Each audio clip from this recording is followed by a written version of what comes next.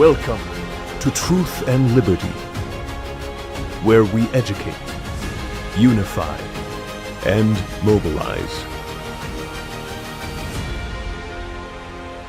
And now your host, Richard Harris. Hello, everybody, and welcome to the Truth and Liberty show. I'm Richard Harris, your host, and just so happy to have you joining us. One of my very favorite scriptures in the Bible is Romans 8:28. I'm sure it's one of yours as well. There, the Apostle Paul writes, under the inspiration of the Holy Spirit, that all things work together for the good of those who love God and are the called according to His purpose. And as we look at what's happening in our world today and in our culture today, we see sometimes just like unimaginable evil, deception, wickedness, and these kinds of things marching throughout our nation. And as Christians, we sit back and it is rightfully appalling to us. But one of the things that tends to happen that I want to fight back against and that shouldn't happen is we can get discouraged and we can tend to throw up our hands and give up the fight and think, oh, all is lost. But in many of these things that we see going on today, it has gotten so bad that I think it's fair to say that the devil has overplayed his hand. And the extremism is now coming back, and it's coming back with a vengeance. And one of the areas where I think the devil has really overplayed his hand in this culture war, trying to take our nation, and not just America. This is all over the place, all over the world. That he's overplayed his hand is in the area of transgenderism. And the idea of transgenderism today is that there's no such thing as objective gender, that your sex is just a state of mind. Whatever you think, whatever you want to be, you can be. If you want to be a girl, you can be a girl. If you want to be a boy, you can be a boy. It's whatever you think and feel. And they even go so far as to say that it can change from day to day or hour to hour. So you can choose, so-called identify as one sex right now, and after lunch you can go back and identify as the other sex. Or there's hundreds of different combinations of gender that you can pick and choose from in this crazy alphabet soup that has been foisted upon us. And nowhere is the insanity of this transgenderist movement more evident than in the area of sports.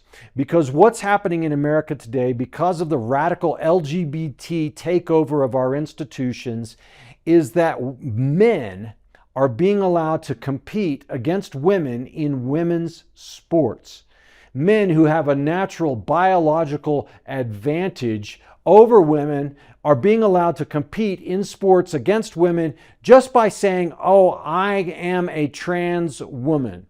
And at our Truth and Liberty banquet last year in May, Riley Gaines was our keynote speaker, and what an impressive young woman she is.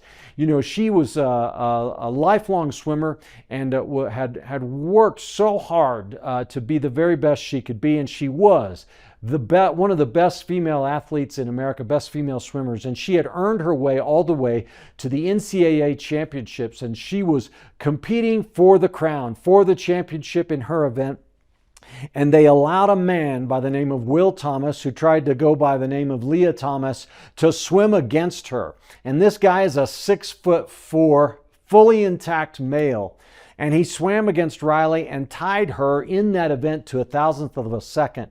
And instead of giving the trophy to who it belonged to Riley, they gave this trophy. It's an NCAA championship trophy, right? The dream, Riley's dream. It was given to the so-called trans swimmer. And folks, let's be clear about this. There's no such thing as transgender. It's a myth. It is biologically impossible, not just biologically, it is impossible for a human being to change his or her sex. That's because sex is designed into every single cell of the human body.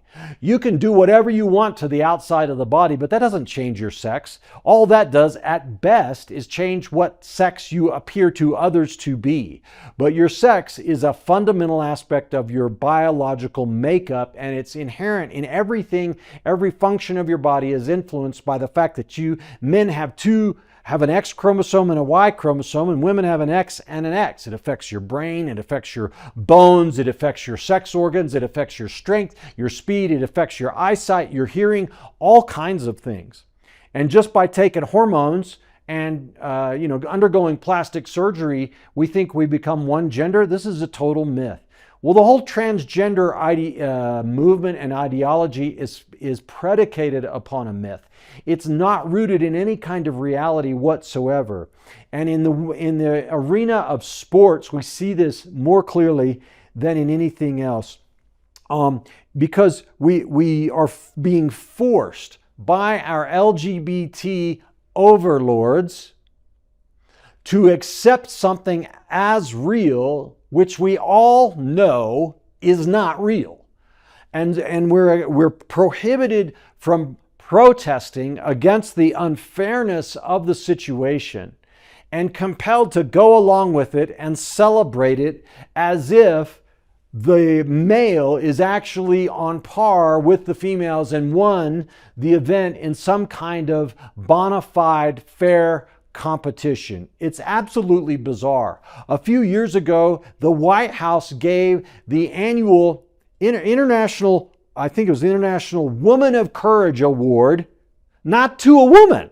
They gave it to a man who pretends to be a woman, right? And we're all supposed to stand around and clap and say, yay, isn't that wonderful? That man pretending to be a woman is so courageous for pretending to be a woman.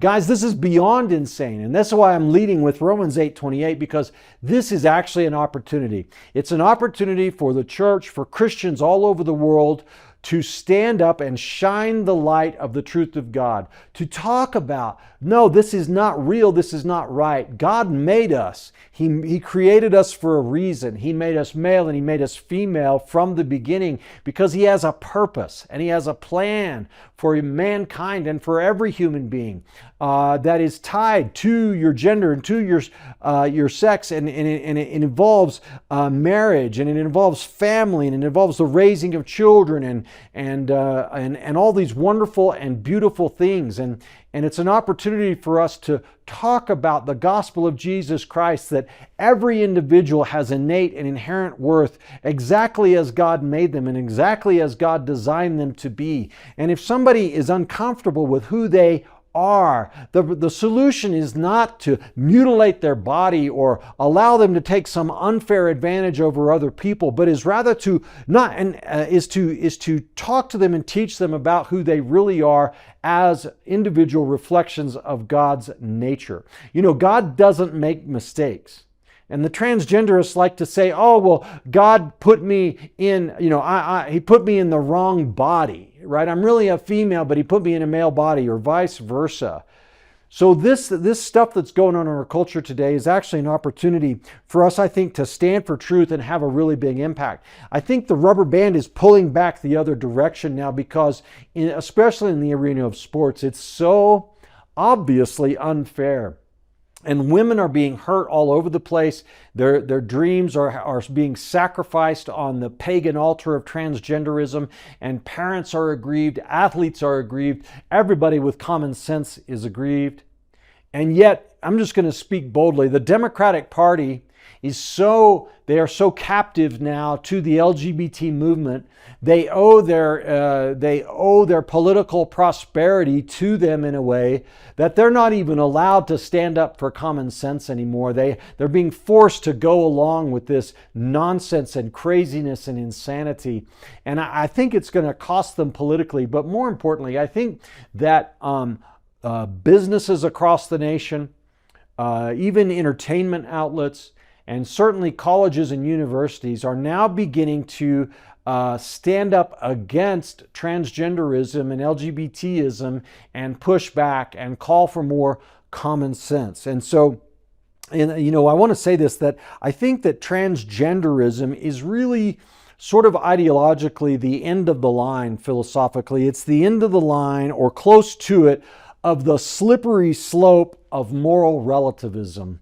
What I mean is, moral relativism is the lie that we were being fed in the 80s and in the 90s, where it says, oh, what's right or wrong depends on the circumstances. It's relative.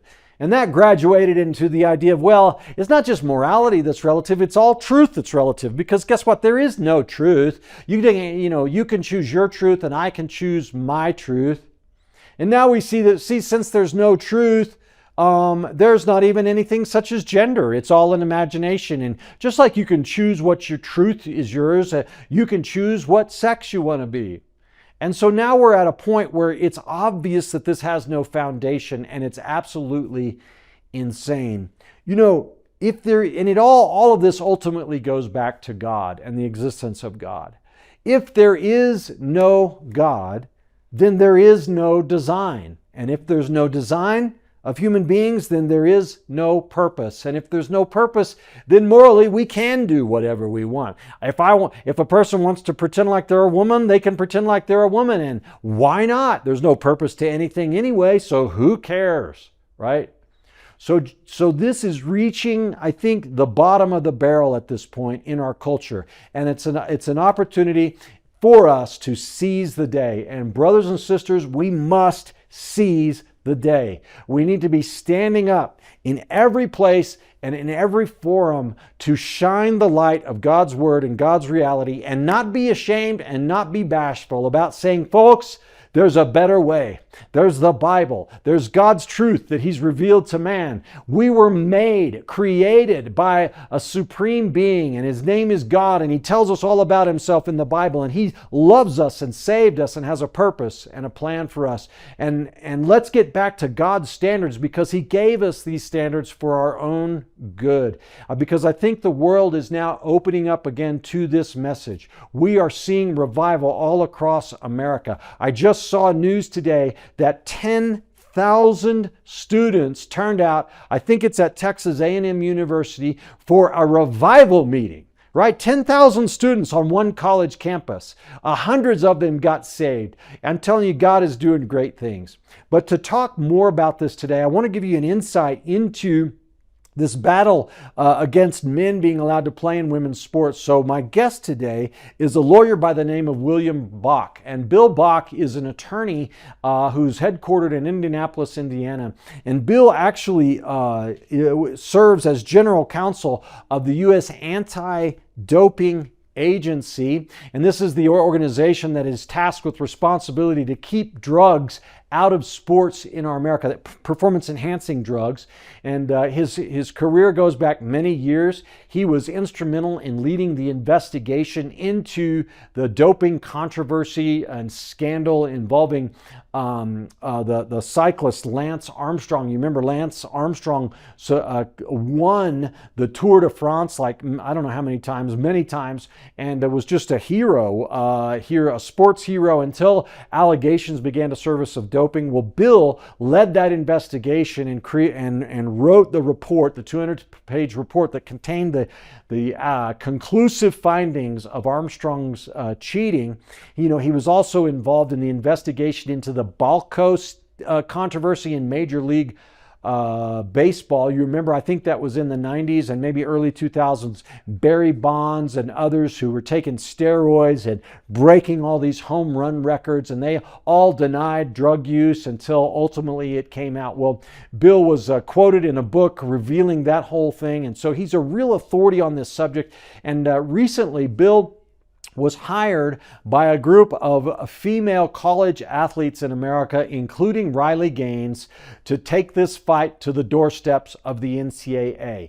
And they have now filed a lawsuit against the NCAA, alleging that their rights under federal law and the Constitution, Title IX, were violated because federal law protects the rights of women to have a fair playing field, no pun intended there. Bill is suing the NCAA, and that lawsuit is ongoing. So I've invited him to come on Truth and Liberty. He so graciously agreed. So we're going to have a conversation with him today about that. Before we get to that, though, I want to mention today, though, we have a free gift. It's called The Great Awakening. It's a booklet by Andrew Womack. I've written the foreword to it. It's talking about what I was alluding to, that great things are happening all over America today. God is moving. We are actually in the beginning phases of the third great awakening. And I tell you what, that is exciting. And so to get this copy of this free booklet today, just go to the website here at GTN for this program. Share your email address with us if you haven't done so yet, and we'll be sure to send this to you in the mail. All right, guys, now we're going to have a conversation now with my new friend, Bill Bock. I think you're going to find it very informative and even inspirational. So don't go away. We'll be right back. Are you passionate about standing for truth in the culture, but don't know how to get started? Well, Truth and Liberty, our mission is to educate, unify, and mobilize the body of Christ to stand for truth in the public square. And as part of our mission, we provide you with an amazing array of resources on our website. And our website has just been revamped, remodeled, and retooled to be user-friendly. And I'm so excited about it because I believe that there's nothing like it out there anywhere. I want to encourage you today to go to truthandliberty.net and check out the Resources Center and the Get Equipped Center. On our Resources Center, you will find hundreds of links, hundreds of videos, articles, blogs, even America's original founding documents can be found on Truth and Liberty's Resources Center. It's searchable by topic, preset topic, or you can put in a custom search to find exactly what you need and what you're interested in. In the Get Equipped section, we link you to tools created by our strategic partners, including Pray, Vote, and Engage tools. We culture impact teams, civic action teams, biblical citizenship in modern America, biblical worldview training, and more. So go today to truthandliberty.net and find what you need to get equipped to stand for truth in the public square. Okay, everybody. Well, we're back here on Truth and Liberty, and I just want to thank everybody for hanging in here with us because our guest today is a really special one. Bill Bock is an attorney, as I mentioned in in the earlier segment. He's an attorney based in Indianapolis, Indiana, but I had the pleasure of meeting Bill at a recent Family Research Council conference in Washington, D.C., and learned that he's actually involved in the fight to preserve women's sports. Bill, as I said, used to be general, or perhaps he still is, general counsel for the U.S. Anti-Doping Agency, headquartered right here in our backyard in Colorado Springs. And he's got a lot of knowledge, information, and expertise about this whole subject of men playing in women's sports. So, Bill, thank you so much for coming on Truth and Liberty today. I'm really thankful to have you on the program. It's great to be with you today, Richard. So, Bill, why don't we just, before we dive into the subject, let's just talk a little bit about your background so people can kind of understand where we're coming from here. You've been practicing law for quite a while, I think since maybe longer than me. How long? 35 years. 35. All right. Well, awesome. Congratulations. And you're still hard at it there. How did you become involved in sports law, specifically sort of the regulatory side of things?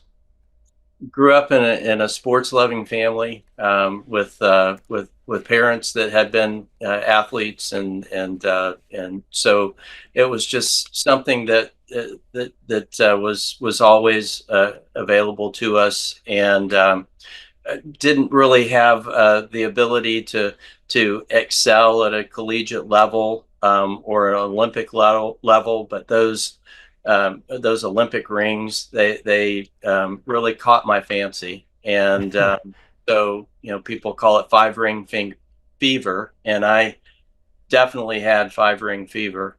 And so I'll never forget the first time, shortly after law school, had the opportunity to come to Colorado Springs and go to the Olympic Center and see some videos of some of the Olympic greats and the great moments. And I thought, wow, this is something that I would love to do, help athletes reach their goals, and support young Olympians or prospective Olympians to try to help them achieve to the limits of their natural abilities. And so I had the opportunity to do that. I just kind of volunteered. Indianapolis happens to be the home of multiple national governing bodies in sport, USA Track and Field, USA Gymnastics, USA Diving among them. And so I had the opportunity to help some athletes reach their dreams and raise money and try to play within the rules. And So ultimately, where that led was that the Lord opened the door to make some good connections with people at the Olympic Committee in Colorado Springs, and I was asked if I would help participate in kind of giving an athlete's council's perspective on rules for a new organization that was going to try to maintain a level playing field in sport, and it was ultimately named the United States Anti-Doping Agency. And they were given charge by the Olympic Committee with doing all the drug testing and investigations about the use of performance enhancing drugs in sport, in Olympic sports in the United States. And so after that entity was set up, I met the gentleman, Terry Madden, who eventually became the first CEO of USADA. USADA opened its doors in 2000, right after the Sydney Olympic Games. And shortly after that, Terry gave me a call and he said, "You've been representing athletes for a long time. Would you kind of put on a new hat and help defend a level playing field for all U.S. athletes?" And that was intriguing to me, and it was consistent with my values and what I believed was important in sport and in life. And so I took up that challenge and worked as outside counsel for USADA until 2007, and in 2007 became the general counsel for USADA, continuing to live in Indianapolis but regularly in the Springs, and so did that until 2000. Yeah. So USADA is what is the sort of acronym for the U.S. Anti-Doping Agency, right? That's correct. Yep. Okay. And you've had, in your career, you've had the opportunity to work on some pretty high profile matters. I saw in your bio, Bill, that you actually were involved in the investigation of the Lance Armstrong scandal. I remember back when Lance was just winning every Tour de France and cycling championship all over the place, and he was like Superman. And then allegations began to surface about possible doping. Just for our viewers' sake of interest in building your bona fides, what can you tell us about the Lance Armstrong experience from your perspective?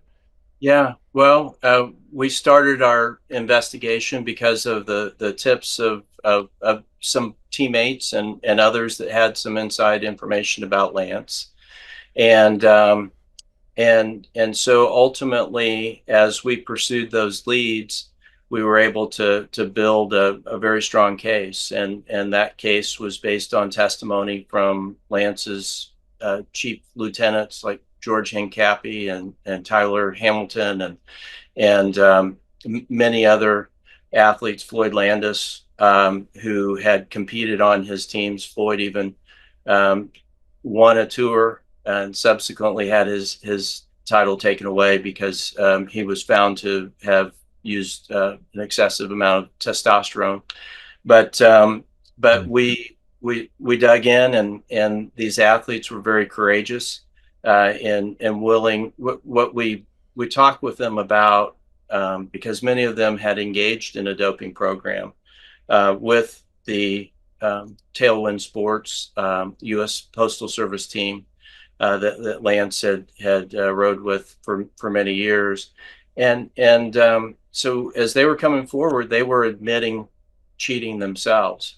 And but by the time we reached many of these athletes, they were really realizing that that there was no good end brought about by cheating. Many of them had great regrets for where it had left them. You kind of build your life on the sand in that respect, and you see a lot of other things kind of washed away, including the integrity of personal relationships. And there was always this secret and skeleton in the closet that they had to maintain, and it really wore on them.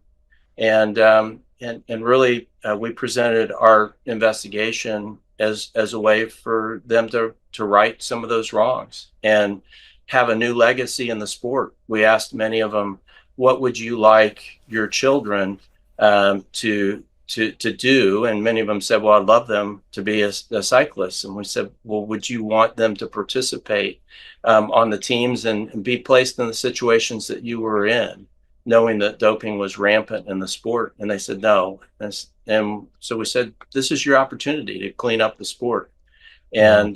and have a different legacy.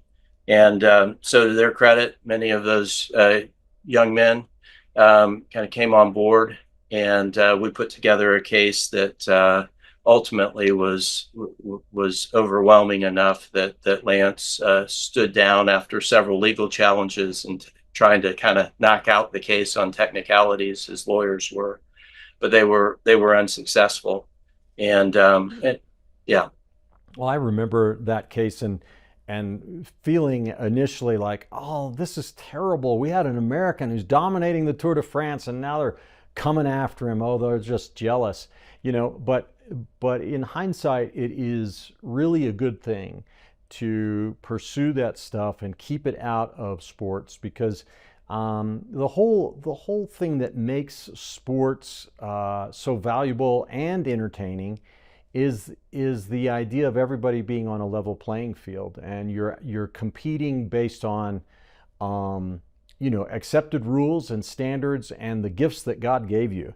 And when people start trying to put their thumb on the scale, it just ruins everything. Am I right about that? It is absolutely the case that what is meaningful about sport is people taking, like you said, what God has given them, their natural athletic ability, and then investing time and effort to become the best that they can be. And real success is not necessarily winning. It's not winning at all costs. It's becoming the best that you can be with the talent that you've been given. And there can be great satisfaction in that, even if you don't happen to win a Tour de France. Lance won 7 using performance enhancing drugs, but it became a secret that Lance was unfortunately willing to try to keep at any cost. And part of the reason, in addition to the courage of our witnesses, that they were willing to come forward, is that Lance was pretty ruthless in his relationships.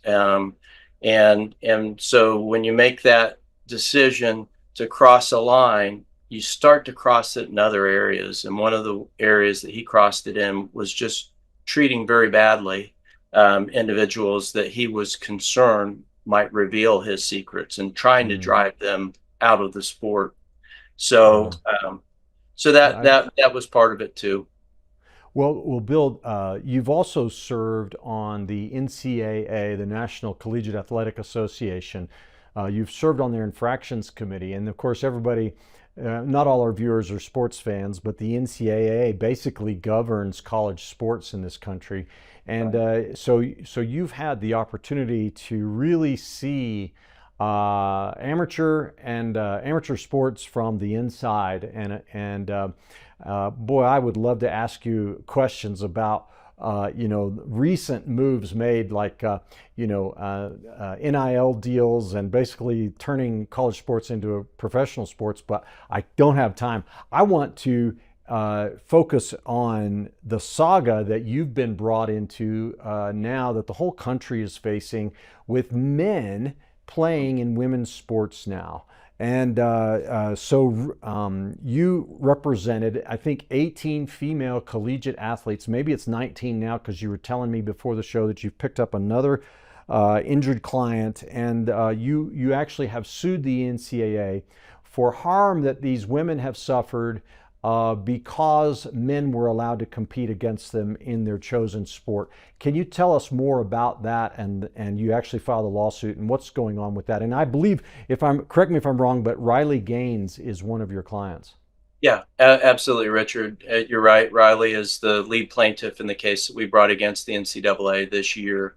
And actually, I was on the NCAA Division I Committee on Infractions, but I did resign in February of this year, because after being on the inside for a long period of time and talking with a lot of people in NCAA meetings about the unfairness of these policies, I just realized I couldn't any longer stay within the organization, because the anti-women and discriminatory policies are dreadfully harmful to women.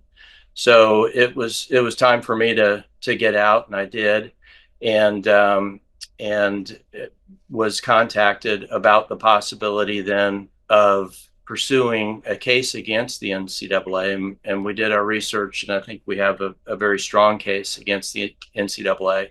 But there's a federal statute that the NCAA and all colleges and universities that are allowing men to participate in women's sports are violating. It's called Title IX, and it requires that men and women have equal opportunities.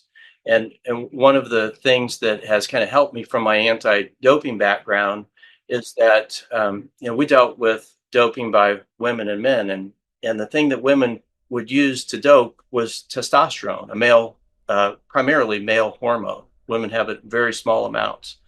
And what we recognized in anti-doping was that hormone, which builds stronger muscles, which creates endurance and power and explosiveness in athletes, men and women, when they're exposed to it, was men have in far greater quantities.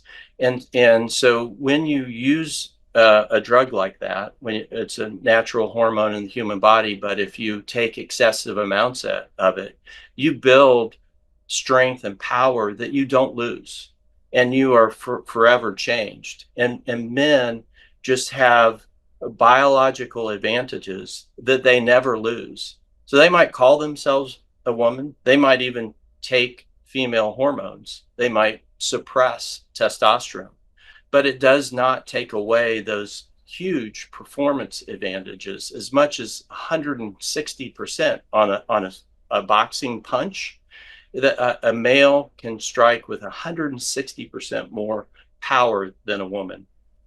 And in virtually every sport, any sport that has anything to do with endurance or strength or power or speed or jumping ability, men are going to have categorical differences that cannot be bridged by taking away even male hormones from men. So, but the fallacy on which the NCAA has created this policy is that you can make a man a woman by by taking away their testosterone or some of their testosterone, and it's just not true. And I knew that from my anti-doping experience, and just understanding what testosterone does and what the developmental changes in a human body that are triggered by that substance. So there's been a lot of research, fortunately, over the last couple of years that verify the points that I've just made, and so we're approaching this as really a case based on truth and science, and saying to the NCAA, your rules do not meet the smell test. They don't even come close in terms of complying with ethical standards or scientific standards, and they are radically harmful to women. And so unfortunately, the response of the NCAA thus far has been really to kind of stick their head in the sand and almost say, we don't care. What we care more about is this ideology that says that a man can become a woman, that we can be whatever we want just because we think it. But that conflicts with reality. That conflicts with the biological truth. And when we support an ideology that conflicts with biological truth, we're going to inflict harm on women in a lot of different ways. And we see that not just in sport, but in a lot of other areas in society. So fantastic. So you can you tell me, what is the NCAA what is their current standard for allowing a man to play in a women's event? Take, for example, Riley Gaines' case, which is the one that I'm most familiar with. Probably most of our viewers have heard about it. But Will Thomas, who was going by the name of Leah, was allowed to compete in the swim meet with the women at the NCAA championship, and I think it's almost comical, but despite the fact of his superior size and strength and everything else, Riley still tied him to a thousandth of a second. But he was fully intact biologically, right? He hadn't had his organs removed or anything like that. I don't know the details about whether he was taking estrogen or suppressing his hormones or stuff like that. But what's the standard that the NCAA requires before they'll say, yes, you can switch over into a women's event? Yeah. So one of the things that is important to understand is that, yes, there are some standards, and I'll explain them in a second, but those standards don't work. And one of the ways that we know they don't work is the Leah Thomas case. Leah Thomas, formerly Will Thomas, would not have qualified for the NCAA championships and did not qualify for them when competing on the men's team at the University of Pennsylvania. So after a year of hormone suppression, Will Thomas, as now Leah Thomas, moved over to the women's team. And in a event in which Will was the 65th best male, won the women's championship. 65th wouldn't even get you to the NCAA championships as a man, but it wins you the women's championship. And mind you, the women that were defeated by Thomas in that race included 3 Olympians. One of the second place finisher, Emma Wyatt from the University of Virginia, won Olympic silver medals in the 2020, then held in 2021 Olympics in Japan, and most recently in the Paris Games.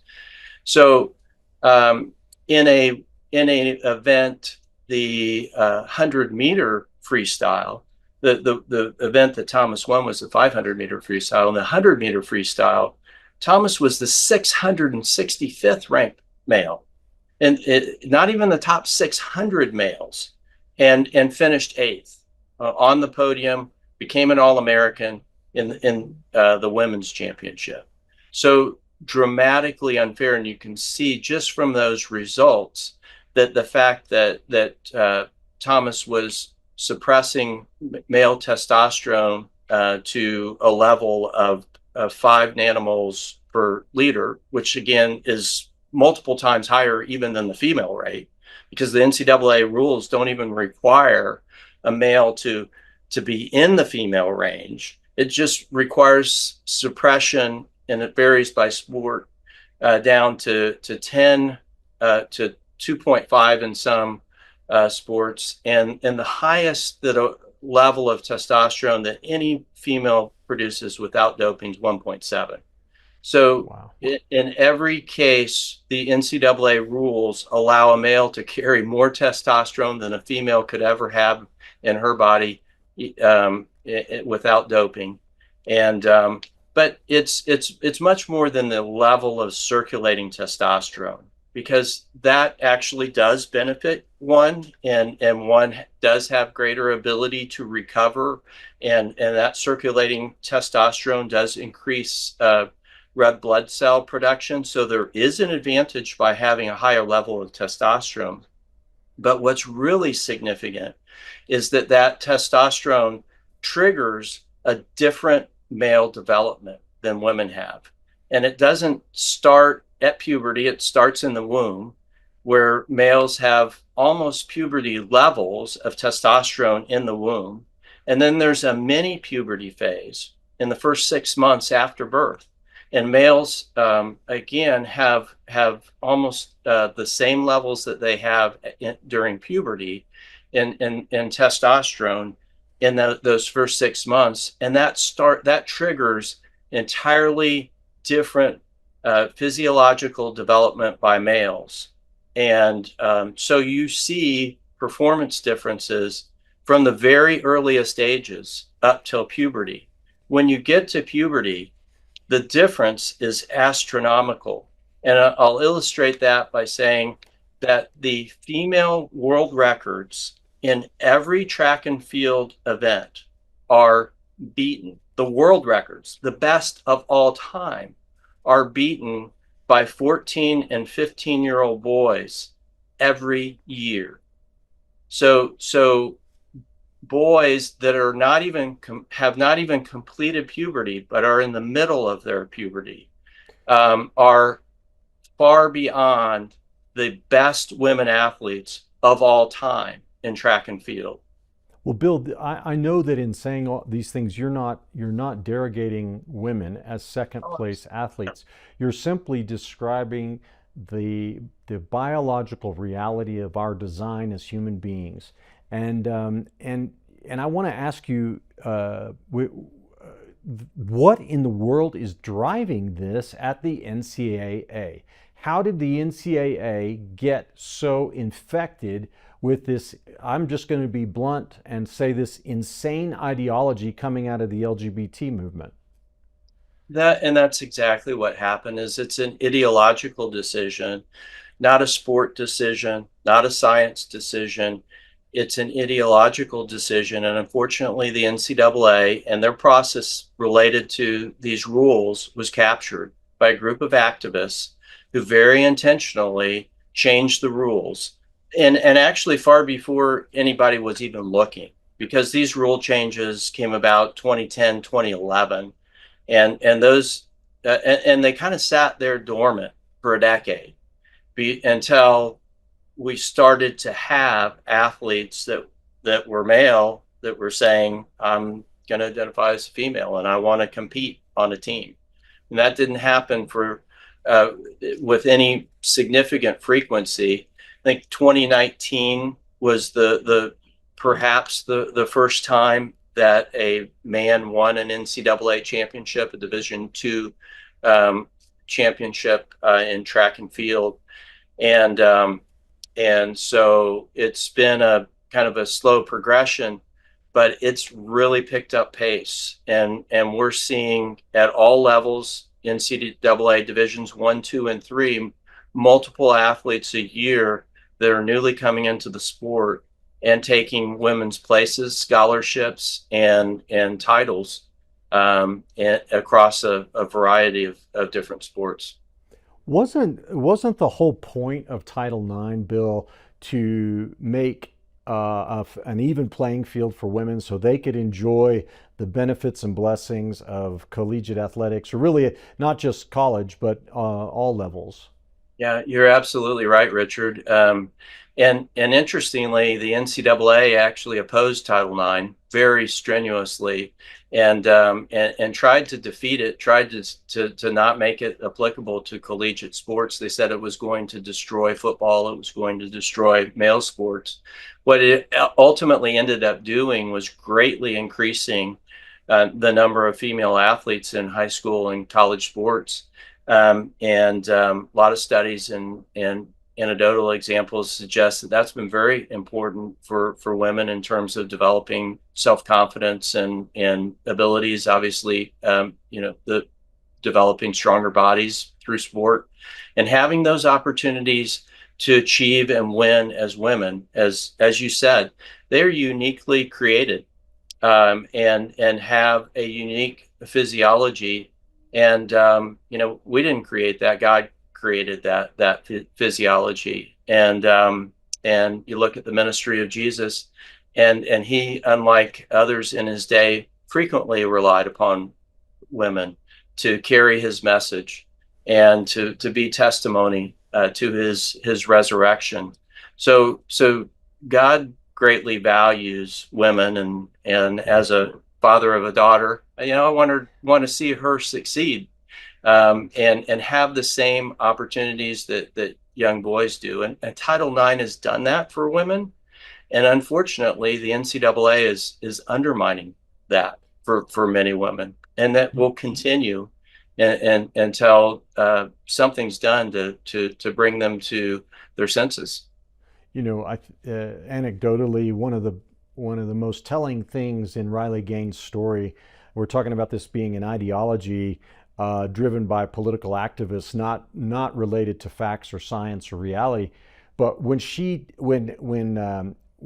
Thomas tied her in the, was it the 1,000-meter relay or whatever, to a thousandth of a second, whatever the event was, they gave the trophy to him, not to her, and it had nothing to do with anything except that this is in her story. She says the guy that did this, that made the call, basically said, "I'm sorry, we have to give it to Leah."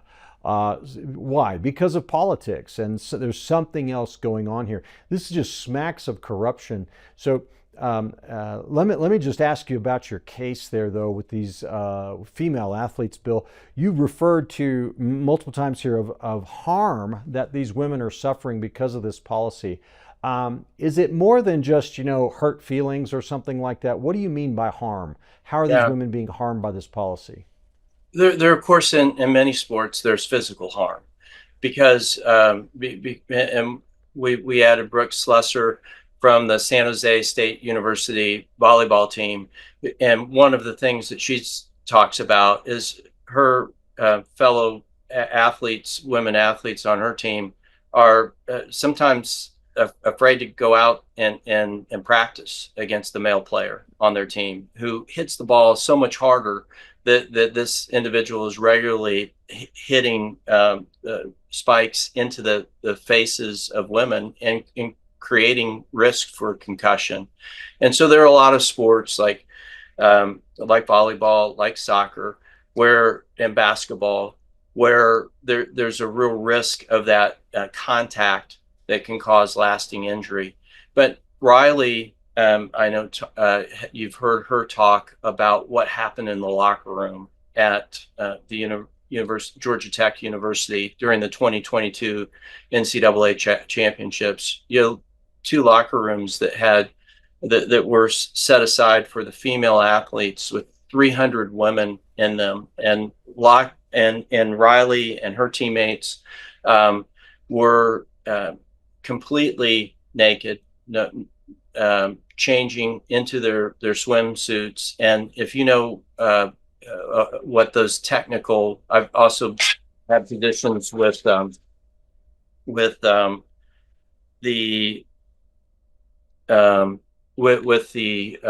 World Aquatics Organization and seen a lot of swimming meets, and those suits are so tight.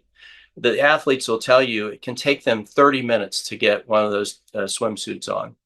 And so it's privacy is at a premium. And so you just aren't able to cover up when you're trying to pull one of those suits on. And the first time that they learned that a 6'4" male with full male genitalia was going to be in their locker room was when they turned around and saw Leah Thomas standing there. And they were completely vulnerable and disrobed. So that created a lot of psychological trauma. Paula Scanlon, who's a teammate of Thomas's, talked about how, as a survivor of physical abuse by a male in high school, how she had flashbacks when she saw a naked male body day after day in her locker room as a swimmer. Tremendous psychological harm. Beyond that, I've had 22-time NCAA All-American swimmer tell me that the idea of competing against a male in the national championships was so petrifying and so confusing, in part because one, she knew that it wasn't a level playing field, and two, because she couldn't understand why the men and why the women in charge of the event were doing nothing to protect them. She called her mom before her race in the NCAA finals and cried. She's a fierce competitor. She had never cried before an event, but in the past, that was the only time in her life that she did it, and it was just out of despair after putting in 22 years of blood, sweat, and tears and toil, trying to be the best swimmer possible, and seeing that could be so easily taken away from her. And so, what we saw in doping was that when people saw that you couldn't get to the top levels, because you couldn't compete with the dopers, people left the sport. And Hmm. I'm afraid that we're going to start seeing young girls leave the sport, because why would you put yourself in that position where you can be injured, have a greater risk of injury, or where you, no matter what you do, you're not going to be able to compete on a level playing field. So I think that's what we're facing in our country, is an attack on opportunities for women. And if we don't stand up, we're going to see women self-select out of sport, and that's just a really sad thing that this mixed up ideology is imposing across the country. Well, the Biden administration bill, this year tried to force on schools all across America revised rules under Title IX mandating that boys be allowed to play in girls' sports, and that they be allowed to share locker room spaces and private spaces. I'm so thankful that the Supreme Court did not go along with that unauthorized revision of the rules. But what does just the fact that the administration tried to do that, what does that tell you about the power and influence of the radical LGBT lobby in our country today? Well, obviously, the attempt to do that through regulation is completely unlawful. It's no respect for the legislative process and the Hmm. will of the people, which is expressed through the legislative process. They simply decided through regulation, without the force of law, that they would impose their views on the entire country. And so what it says is that, unfortunately, the LGBTQ movement on this issue has decided it doesn't matter what the rest of our countrymen think. We're going to Hmm. impose it regardless of cost, and it doesn't matter what other people think. Right. And so that's kind of anti-democratic. Well, there's some silver lining here, I guess, which is that it sounds like that some colleges out there are beginning to push back on this in the women's sports area. And you were telling me before we came on the show about how a number of schools in the Western Athletic Conference are refusing to compete against San Jose State, who has the man on the women's volleyball team. Now, this is just a small sport in a relatively small conference, but still, is that a good sign? It's a great sign, and I want to give credit where it's most appropriately due. It's really the young ladies on those universities teams that are standing up for themselves, and in some cases say, "I'm not going to play."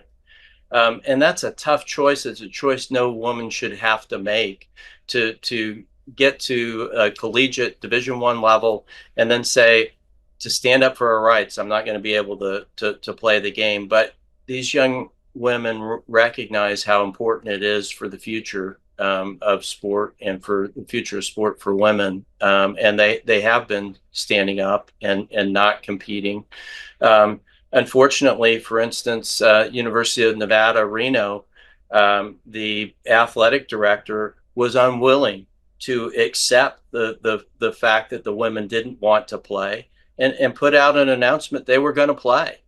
And the after and that announcement came after the women had spoken up in team meetings and said that they were not going to play. They finally met with her and said, "No, we mean it. We're not going to play." And so after several weeks, the university finally said, "Well, we don't have a team that's Mm, willing to play, so I guess we won't have a game."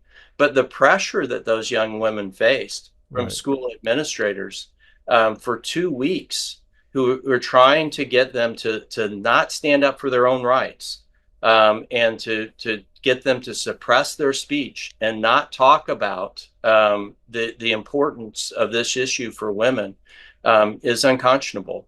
And so, fortunately, yes, through a variety of circumstances, and because of the courage of these young women, there have been 5 schools that have refused to play this Mountain West Conference team. Now, these young women, just to be clear, and we're down to just the final couple minutes here, these women are there. This goes down as a forfeit on the official record, right? I mean, it goes in the loss column for their team. So they are actually paying a price for their, if you will, sort of brand of civil disobedience here. They've paid a price. They've definitely paid a price. It shouldn't be a forfeit. They shouldn't be penalized for standing up for their rights under Title IX. So I think that the rule that was interestingly put in place by the Mountain West Conference after these events arose to try to penalize the young ladies for standing up for their rights, I think it's an illegal rule that the Mountain West Conference has put in place. But it is another example of an effort by administrators to silence women. They want the issue to go away. They don't want the women to have free speech.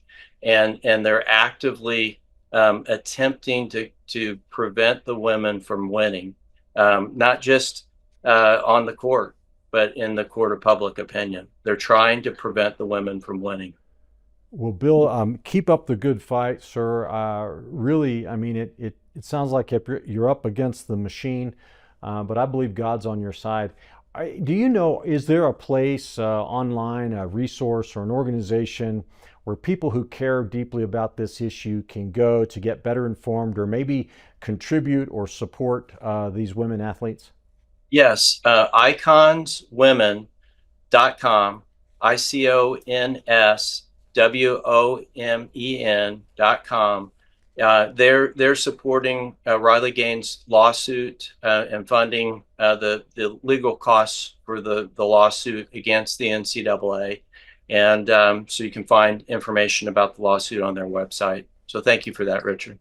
Yeah, absolutely. So people can help with the legal costs by going to that website. Is that what you're saying? They can contribute on that website. Okay, fantastic. Well, you know, this whole subject, folks, it's more than about sports. It's actually about our culture and our worldview. It's about the gospel of Jesus Christ and the Bible and truth and everything else. And it's just one more front that has opened up where we have an opportunity to stand for truth and for justice. And we need to do that because this is just, I think the devil here has overplayed his hands. Common sense speaks otherwise, and rational, normal people all over America are in agreement that men should not play in women's sports. And I think we're going to win this fight, and hopefully it'll be an opportunity for us to also reveal God's plan for humankind in the process. So, hey, Bill, thanks again for coming on Truth and Liberty. We really appreciate it. Thanks to everybody who's watched today. God bless you all. We will see you again at our next episode.